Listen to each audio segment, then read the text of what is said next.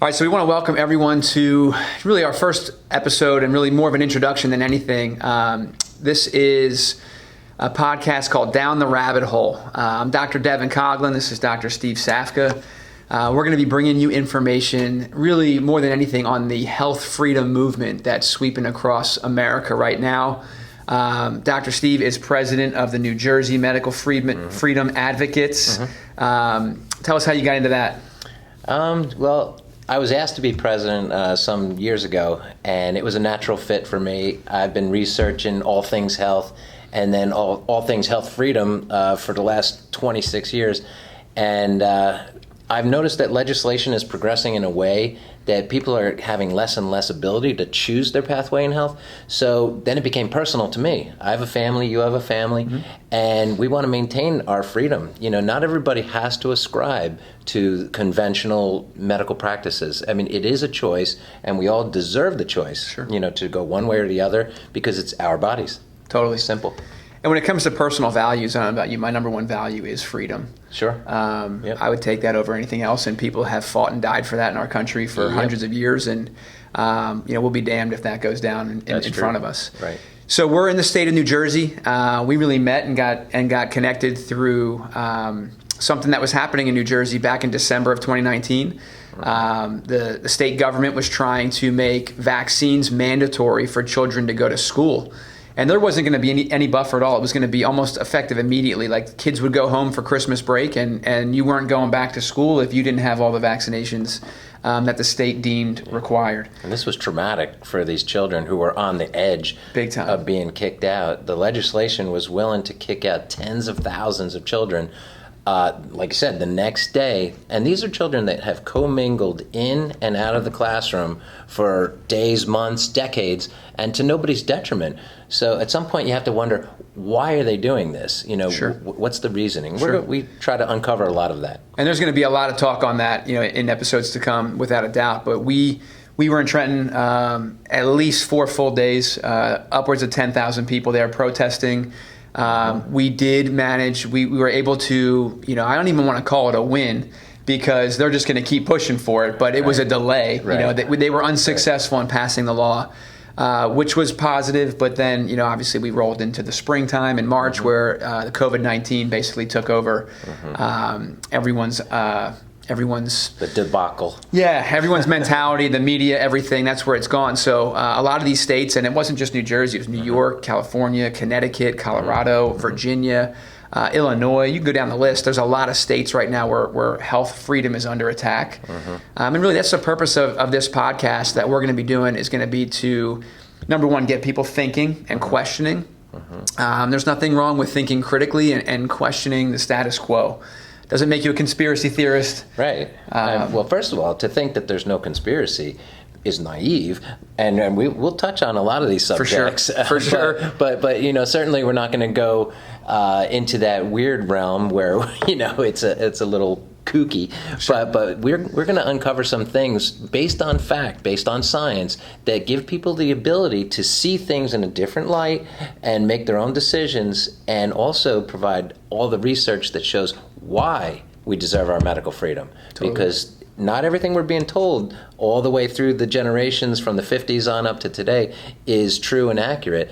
And certainly by virtue of it not being, we uncover the things that we need protection from. So we met by providence, I would say. Yeah, for sure. Because we're trying to support one another. We're also trying to protect our families. This is what it's all about. Freedom is paramount. For sure.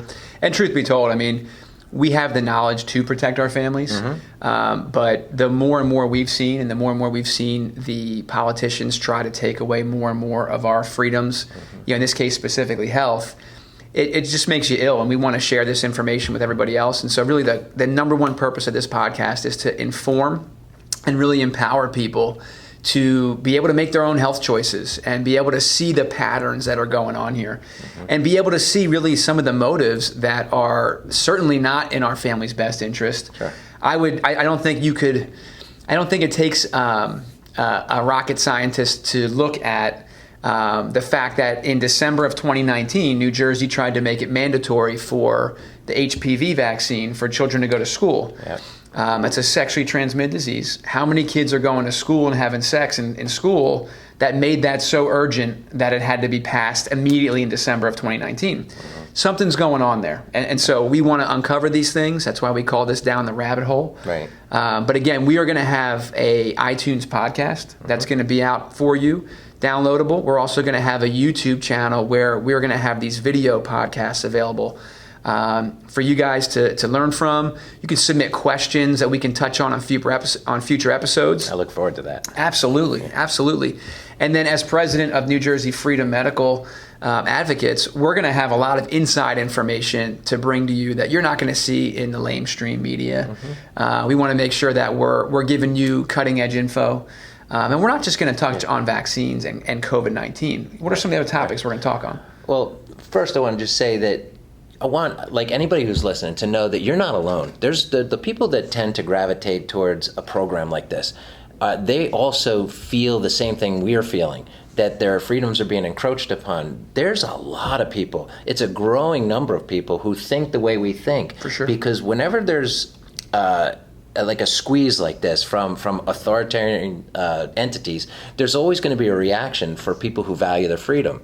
And there's medical freedom groups all across the country, and why do they exist? Why do they have to exist? Because they're protecting themselves from what would otherwise be complete and utter control of the citizenry. And in the medical forum, that's dangerous. Absolutely. When things have possible consequences, otherwise known as side effects, you should always maintain the choice. That's what informed consent is about, and that's what we're going to defend. Absolutely. And we've even been having meetings with senators and assemblymen and assemblywomen.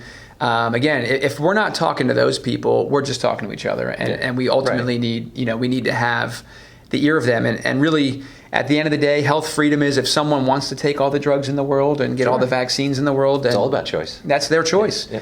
If someone would rather pursue other options, we have here on the slide behind me, some people choose nutrition and vitamins and minerals and homeopathic remedies over, pharmaceutically made products.